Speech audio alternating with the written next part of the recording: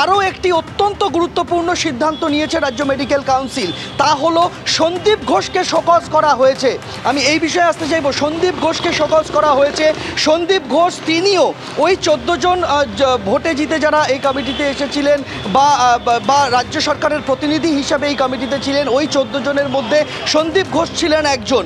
সন্দীপ ঘোষও রাজ্য মেডিকেল কাউন্সিলের গুরুত্বপূর্ণ সদস্য। যেভাবে আরজি কর কাণ্ডের পরিপ্রেক্ষিতে তথ্য প্রমাণ লোপাটের অভিযোগে তার বিরুদ্ধে তদন্ত করছে সিবিআই, যেভাবে তার বিরুদ্ধে ভুরি ভুরি দুর্নীতির অভিযোগ সামনে এসেছে, যার তদন্ত করছে ইডি এবং সিবিআই যৌথভাবে, সেই পরিপ্রেক্ষিতে সন্দীপ ঘোষকে শোকজ করা হয়েছে রাজ্য মেডিকেল কাউন্সিলের তরফে। এবং শোকজের চিঠিতে তারা লিখেছেন যে কেন তার বিরুদ্ধে কোনো শাস্তিমূলক ব্যবস্থা মেডিকেল কাউন্সিল নেবে না, তিনি সেটা 72 ঘন্টার মধ্যে লিখিত জবাব আকারে মেডিকেল কাউন্সিলকে জানান। এবার যদি তার জবাবে মেডিকেল কাউন্সিল সন্তুষ্ট না হয়, তাহলে 72 ঘন্টা পরে সন্দীপ ঘোষের চিকিৎসক হিসেবে তার যে রেজিস্ট্রেশন, সেই রেজিস্ট্রেশন বাতিল করা হবে। তার রেজিস্ট্রেশন বাতিলের আবেদন দাবি বিভিন্ন সময় আন্দোলনকারী জুনিয়র ডাক্তারদের তরফে উঠেছে। এমনকি মেডিকেল কাউন্সিলের 14 জন সদস্যের মধ্যে 2 জন সদস্য তারা এই ইস্যুতে পদত্যাগ করেছেন যে অভিযুক্তদের সঙ্গে তারা এক কমিটিতে থাকবেন না, এক কাউন্সিলে থাকবেন না, যতক্ষণ না এদের বিরুদ্ধে ব্যবস্থা নেওয়া হচ্ছে তারা তাদের পদ থেকে রিজাইন করলেন। এই মর্মে কিন্তু 2 দিন আগেই 2 গুরুত্বপূর্ণ সদস্য রাজ্য মেডিকেল কাউন্সিলের তারা পদত্যাগ করেছিলেন।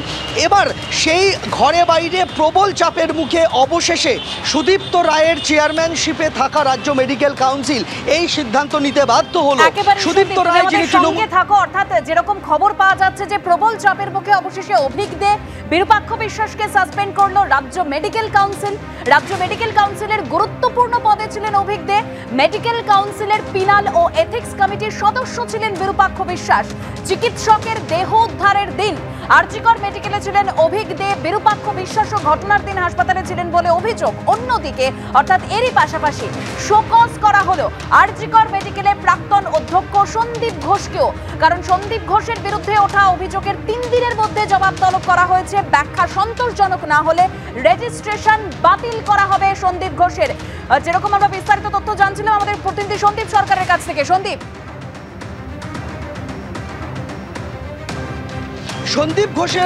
ঘোষকে বারবার সরানোর দাবি উঠেছিল চিকিৎসক মহলের তরফে, জুনিয়র ডাক্তার ফ্রন্টের তরফে, এবং একেবারে ঘরের ভেতরে মেডিকেল কাউন্সিলের বাকি সদস্যরা প্রবল চাপ সৃষ্টি করেছিলেন চেয়ারম্যান সুদীপ্ত রায়ের ওপর।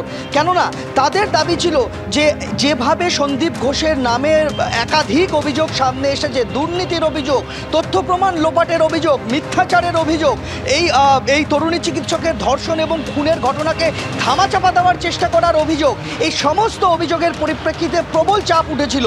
এমনকি এমনটাও দাবি উঠেছিল বিভিন্ন মহল থেকে যে সুদীপ্ত রায়কে চেয়ারম্যানের পদ থেকে সরাতে হবে, কেননা তিনি থাকলে নিরপেক্ষ বিচার সম্ভব নয়। তার কারণ সুদীপ্ত রায় শুধুমাত্র রাজ্য মেডিকেল কাউন্সিলের চেয়ারম্যান নন, তিনি আরজি কর মেডিকেল কলেজেরও রোগী কল্যাণ সমিতির চেয়ারম্যান আজ পর্যন্ত রয়েছেন। তার আন্ডারেই কিন্তু সন্দীপ ঘোষ অধ্যক্ষের দায়িত্ব সামলেছেন একটা লম্বা সময়। অর্থাৎ সন্দীপ ঘোষের যা কীর্তি, সেই কীর্তির পিছনে প্রত্যক্ষভাবে বা পরোক্ষভাবে সুদীপ্ত রায়েরও সম্মতি ছিল বলে বিভিন্ন মহল থেকে অভিযোগ ওঠে। ফলে সেই জায়গায় দাঁড়িয়ে সুদীপ্ত রায় নেতৃত্বাধীন, তুমি আমাদের সঙ্গে থাকো।